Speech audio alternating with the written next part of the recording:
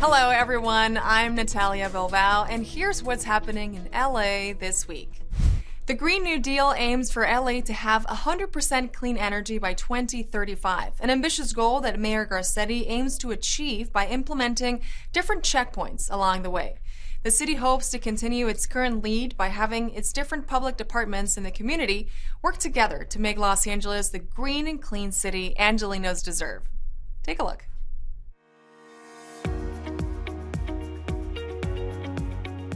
I'm so proud of our progress. A city that was just 2% renewable power when I started here as a council member about 20 years ago, to 100% clean energy by 2035, and will be 97% of the way there by the end of this decade. So today was all about our progress on our Green New Deal. We put a bold plan out there, but it holds us accountable. And we think that it's not just about saying 1 year, we will do this. It's about checking every year and saying, how are we doing? And the report simply says Los Angeles is leading.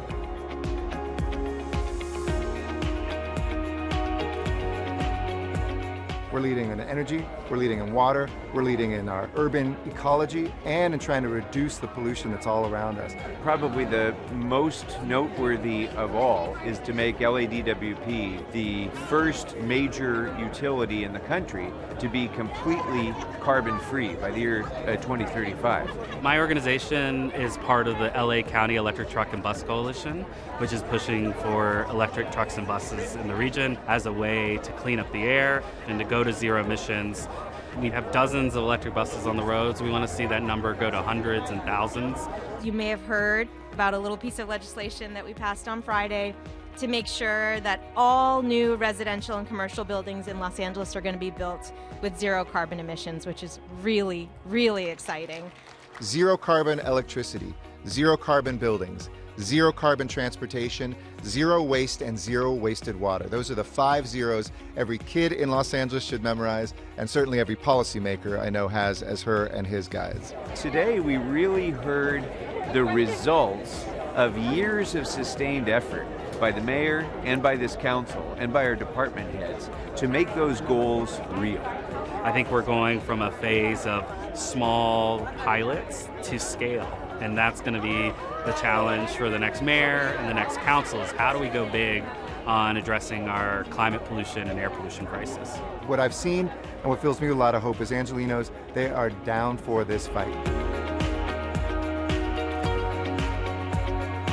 All of these goals that we've set for electrification and for increasing our investment in renewable energy and water conservation and so many other areas also create new industries, which create thousands and thousands of new jobs.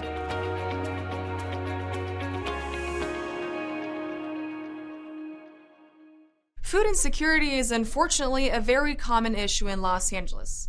To help those experiencing it, City Controller Ron Galperin has created a map that showcases where to find free food resources throughout the state. To promote the digital guide, Controller Galperin partnered with the Girls and Boys Club of Metro Los Angeles and the nonprofit Support and Feed to showcase their work helping feed Angelenos. I'm Los Angeles Controller Ron Galperin. Thank you so much for being here today. My office just issued a new map of food pantries and food banks and places to get meals for people who are in need throughout the state of California. We've mapped 1,400 of these locations. You can click on any of the dots in any part of our state, and you can get information about hours and about location and websites and much, much more. Early on in the pandemic is that our communities were experiencing significant food insecurity, and it's not traditionally what we would do as Boys and Girls Clubs, would open our doors to be community food service providers, but it's what our community needed at the time, and it's what our communities still need, and so we continue to do it. We've been so lucky to partner with the Boys and Girls Clubs for the past 2 years, providing nourishing, plant-based meals, restaurant quality meals. Our immediate goal is to feed people this nourishing food and also to inform and educate where appropriate about the health benefits of nourishing plant-based food. Also aware of the fact that In terms of climate change, we know that a plant-based diet is healthier for the planet, so that every meal that we provide to someone who needs a meal is a plant-based meal rather than an omni meal, so we're immediately making some kind of a dent in the impact on climate change. There's really a need to make sure that we not only get food to people who need it, families and children, but also nutritious food. And so that's what this map is about, and that's what this partnership is about, and we are so thrilled to be here with Boys and Girls Club to see the wonderful work that they are doing to really help the community. Food and nutrition is a human right, that everybody has that right, and that we as a society have a responsibility to make sure that everybody can exercise that right. And that's what this is about. The historic Mayer Building in Hollywood will soon be turned into 79 units of affordable housing for low-income seniors. Channel 35 was at the groundbreaking of this exciting new housing project, which, thanks to its central location, will benefit seniors with limited mobility. Today's event is about the adaptive reuse of a historic building for creating affordable housing. This is going to be housing for low-income seniors, and all 79 units will be income restricted for that population. Affordable senior housing is extremely important.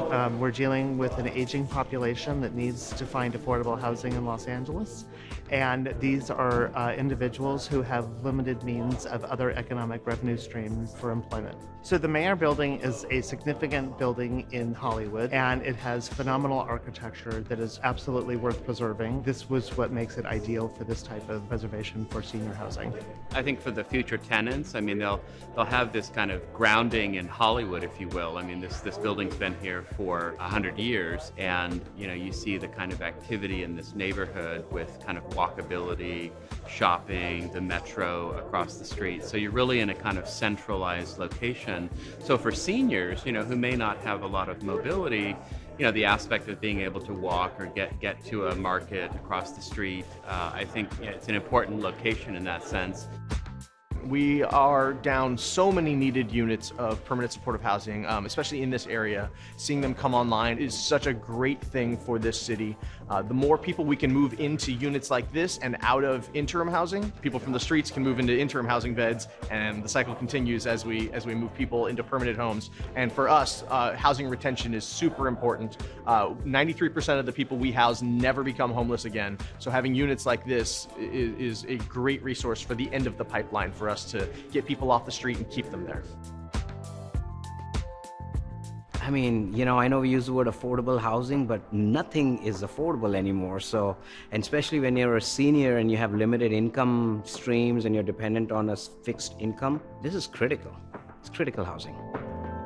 I just don't think we're developing affordable housing fast enough. It is an emergency. It would be great if all the departments of the city would operate like this was an emergency. But I think that what I'm excited about is that there's the attention for the need, so I'm excited about building it, seeing some of these results come to fruition.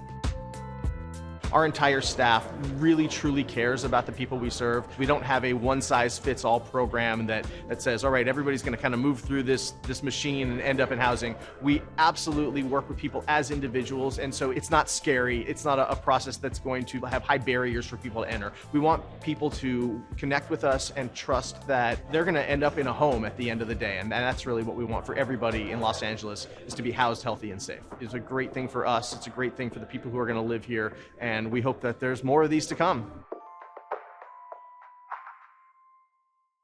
Angelinos looking for a full-time job with the city of Los Angeles were in luck thanks to the partnership between council member Marquise Harris Dawson and LA Southwest College. Our targeted local hire event, where qualified residents could apply for entry-level jobs, was held at this Council District 8 college. Let's take a look. Today we're at LA Southwest College to have an orientation on the city's targeted local hire program. That's a program that gets local residents and targets them for entry-level jobs with the City of Los Angeles. We have a lot of openings, a lot of opportunity, career check jobs with benefits. As a community partner, Los Angeles Southwest College deeply cares about the economic mobility of our community, and I know that Councilmember Harris Dawson also does as well. And so this is a really important partnership because the economic uplifting of our community makes a difference in the lives of our families who we're here to support. So this is a very important event for us. And when an individual wishes to apply to the program, they will need to be assessed as job ready through one of our community-based organizations that have partnered as a referral agency. They will then go to an approved application site, which is one of the WorkSource centers, and submit an application, at which point they will be placed into a candidate pool where they can be randomly selected for a referral opportunity with a hiring city department. It is open to everyone and anyone to apply as long as they meet the minimum requirements, and that it is for full-time positions with the City of Los Angeles. Today brought me out trying to find a better job and position so I can provide for my family and my kids and the city that I've grew up in and raised in. I'm an electrician on my own. I work for Ally University for events or staffing, and it's part-time over there. The pay is not as well as it should be, and the benefits as well, so I'm trying to find something better. We've done this several times. This is our first time doing it since the pandemic. So we're very excited, and we've got brisk turnout. So I'm excited that people are excited about availing themselves of an opportunity for employment with the city.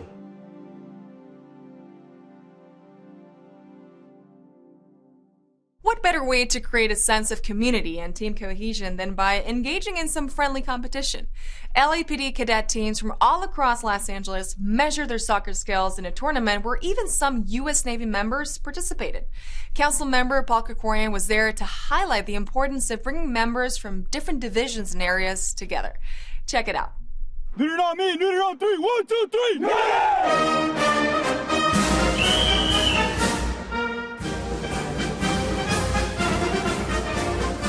Today, we're inviting the cadet teams from all over the city of Los Angeles for a citywide soccer tournament. And so you have representatives of every police division here with their cadets, and they're going to be engaging in some healthy competition in this soccer tournament. And then a little bit later, we're actually having teams from LAPD playing teams from the U.S. Navy because, of course, this is Fleet Week.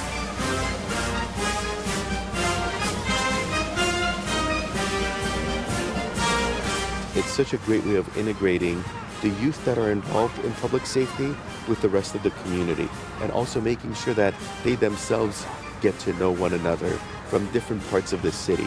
I think it's great for the parents and great for our children, and and we have to give them some outlet for them, and I think this is a great part of that.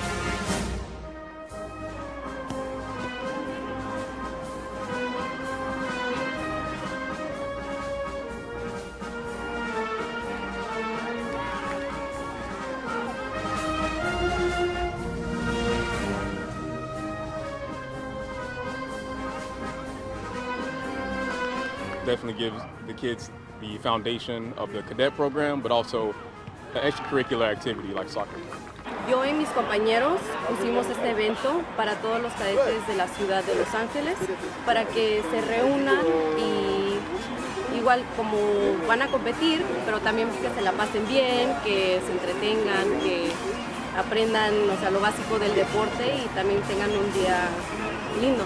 I think it's really important to kind of get kids out of the house, to be able to interact with their community. Law enforcement is very important, you know what I mean? So it's really nice to have them come out, interact, see that they're good guys and they're here to protect you,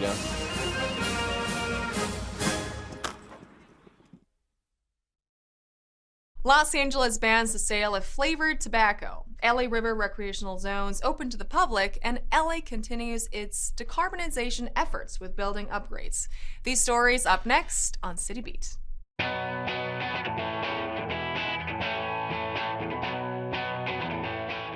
Los Angeles makes history as the largest American city to end the sale of candy-flavored tobacco, including minty menthol cigarettes.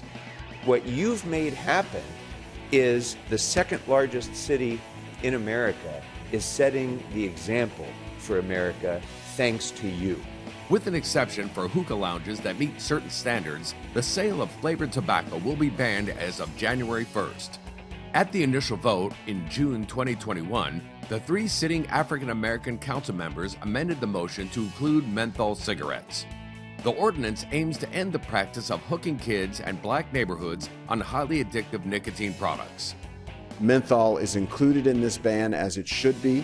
It is a flavor just like every other flavor, and it would have been extremely disappointing if we had said, we're going to protect people and children from uptake of tobacco, except for the flavor that we know black people first and Latinos second use the most.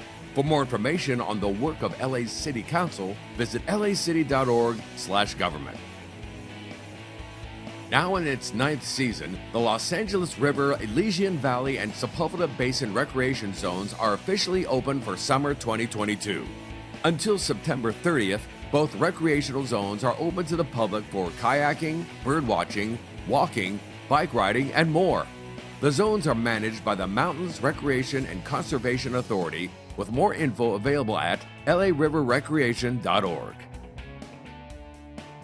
City Council allocated approximately $28 million to fully electrify 9 city facilities as part of LA's decarbonization effort. During the upgrades, 9 public buildings will be equipped with solar generation and battery storage capabilities. Selected facilities include libraries, recreation centers, and part of the LA Zoo. The allocated funding will be supplemented by $80 million from the Los Angeles Department of Water and Power. This council action is part of its commitment to transitioning the city to 100% renewable energy by 2035.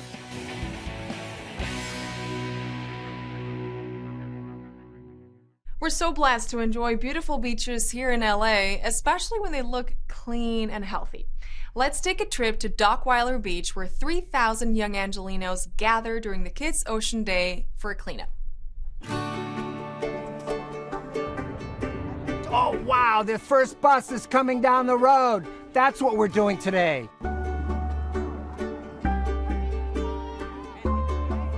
We're setting this up for a beach cleanup for almost 3,000 kids are coming to the beach today. When they step off the bus and they've never been to the beach before and they go, wow, this is incredible. I think I can save the earth. And that moment of discovery, we believe is a foundation for caring for the beach and the ocean. It's a very special day because we have to remember that some of these students this is their first field trip ever. Because the time COVID hit, they were just probably in kindergarten. And so this is the first time that, 1, they have been around their peers and their friends, and 2, they were able to actually come out and have a great time and just enjoy themselves being kids. This introduces them to the joy of nature, the joy of the ocean, and so they're going to be sending a giant message to the world of joy and love for the ocean. The theme this year is about the joy of nature. They form a huge human aerial art installation. When we create the art, it's a way of manifesting a framing photograph. For a lot of these kids, when they see the photo in the newspaper or online, it will remind them of the day that they committed themselves to cleaning the beaches and cleaning the oceans, and hopefully it sets a tone for the rest of their life. And empowering a child is giving them knowledge, giving them actions, giving them awareness of the world around them. Find some way to take action for nature. Pull yourself off your phone and your computer screen and actually get out and remember what it's like to be human and be alive in nature. It will be healthier for you, and in the long run, it will be healthier for our community and for everyone. Give yourself that gift.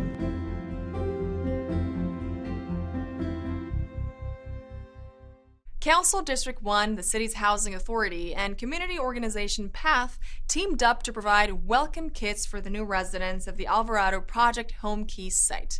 The unsheltered people who will move in will be able to live in a house that feels like home.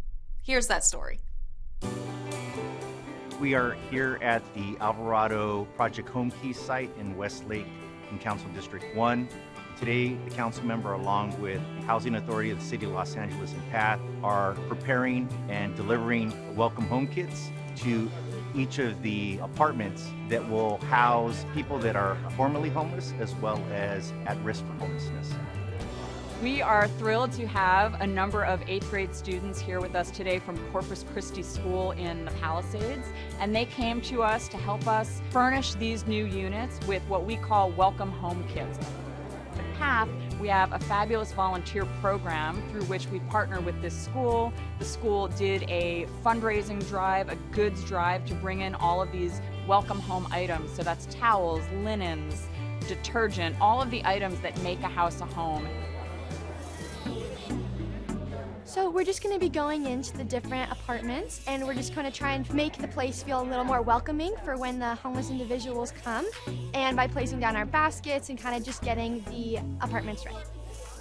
This is a forever home for anyone who wants to stay here, but for others this may be a place where they have a respite, they have an opportunity to think about what their next steps are. I think every chance you get to help your community or give back, you just take it, because at the end of the day, it's not about making you feel good, but the people around you feeling good. You know, kindness is the key to life, and you definitely want to spread that. Nativo Lopez was a Chicano activist who fought for equity and the protection of immigrant rights. His long-lasting contribution will now be honored thanks to the renaming of a park in Council District 1. His history and legacy will now be enjoyed by the community he inspired and so dutifully served. Check it out. Good things are happening in CD1. This is the third park project that we've celebrated this month. So we're here today for a kind of soft opening, right? A mini inauguration for a park to come named Nativo Lopez to pretty much recognize his legacy of community activism in the fight for immigrant rights. And we're honored to rename this park after a man who spent most of his life engaging in activism for equity, as well as organizing protests against exploitation of illegal immigrants. He was very instrumental in helping a lot of the immigrants with the process of getting their papers and help them get legal citizenship. It's a great honor to be renaming this park on behalf of the history and legacy he has left behind. This is quite a beautiful thing for the city to do, and we're happy to have this park for our community. The community was indoors for like the past 2 years, so a lot of the residents are seeking a safe green space. This community has been advocating for a new fresh park. And we're just hoping that this will inspire other families and people to give back to the community now that they see that the city's giving back to them. We can come here in the future, right, and reflect on the hardships that our community faces and kind of regain some energy and strength to keep on fighting the good fight. Summer is here and the high temperatures make Angelenos seek shade and, of course, swimming pools to stay cool. Well, I have good news because the pool at the Hansen Dam Aquatic Center is now officially open 7 days a week. So, Angelenos, grab your swimming trunks and get ready to splash all day long.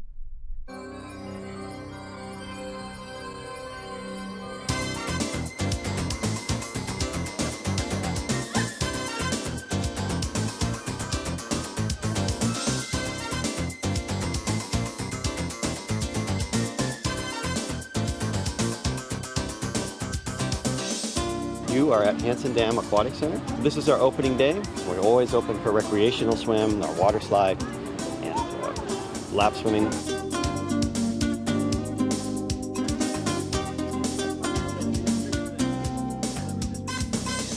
It's great. The kids get to have more interaction with people, and they have more exercise.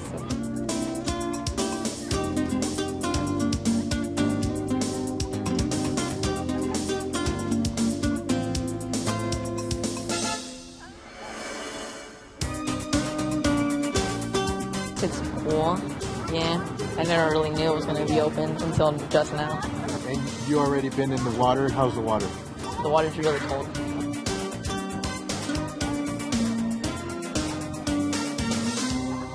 We are open from 11 a.m. to 6 p.m. on weekends, and we'll be open every day starting June 11th, 11 a.m. to 6 p.m. through Labor Day.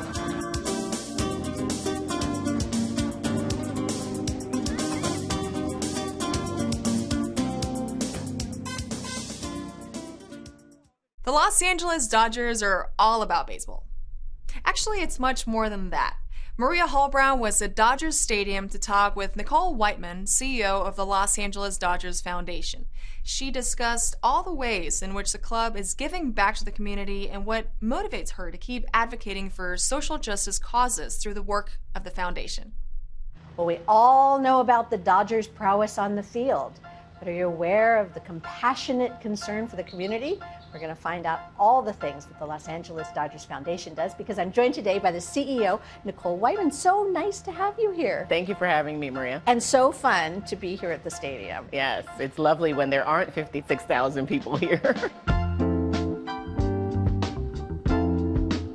What prompted the need for a foundation? Yeah, so the foundation was actually founded by Peter O'Malley in 1995, and at the time he and the ownership group really wanted to make sure that they were providing a vehicle to the Los Angeles community that could very specifically hone in on mission-related items and causes that were important to Los Angeles. The foundation is built on good intent, but what are the action items? What are the things that you guys do? Yes, you know, we exist literally as a 501c3 to address LA's most pressing problems. And so what we're talking about is homelessness, education, healthcare, and social justice. We do the work through a social justice lens because we know that there are individuals in the Los Angeles community who are living in the shadows of Dodger Stadium, meaning that they aren't frequent visitors, but they may be fans, and we want to take responsibility for caring about them and their needs as well. The foundation is about opening doors. It's about access and opportunity. It's about using this big brand that is the Dodgers to amplify the voices of those who are living in underserved communities. What would make you feel as if you've done your job well? I think the biggest outcome for me is increased possibilities for the future for people here in the city of Los Angeles. It's that increase in quality of life, that increase in self-confidence, and strengthen communities. Those things are ultimately what we're aiming to do, and those would make me feel like, hey, we are being successful, we are successful. The Grand Performances Outdoor Concert Series is back. Attend 50 free summer concerts at Levitt Pavilion, or take your kids to a fun and free puppet making program. All this up next on Things to Do.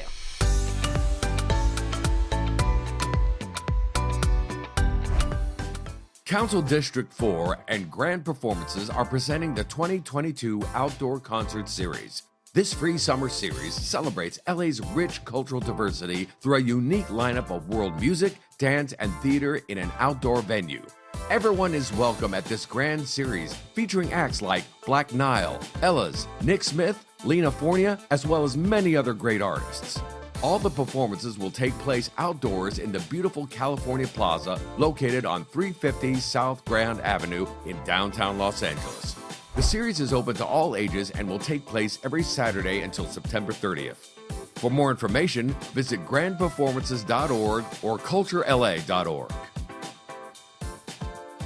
The beloved Levitt Pavilion is celebrating its 15th anniversary season with 50 free summer concerts. If you're a music lover, this is your chance to enjoy live music from over 20 different genres in a one-of-its-kind vibrant arts and cultural space from mid-June to early September. The 50 free summer concerts will take place at the Levitt Pavilion, Los Angeles, located in the northwest corner of MacArthur Park, near the intersection of West 6th Street and South Park View Street. The opening concert is on Saturday, June 18th from 5 p.m. to 10 p.m., and the last one will be on Sunday, September 4th from 6 p.m. to 9 p.m. For more details on when each concert takes place, visit LevittLosAngeles.org. The Palisades Branch Library invites your children to Puppetivity Palooza, a fun and inspiring puppet-making program.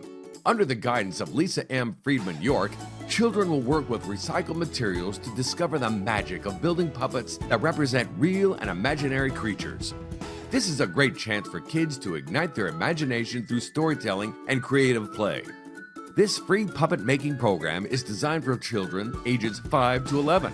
Puppetivity Palooza will take place at the Palisades Branch Library on Thursday, June 16th from 4 p.m. to 5 p.m. For more information, visit lapl.org/events. And that's a look at some things to do.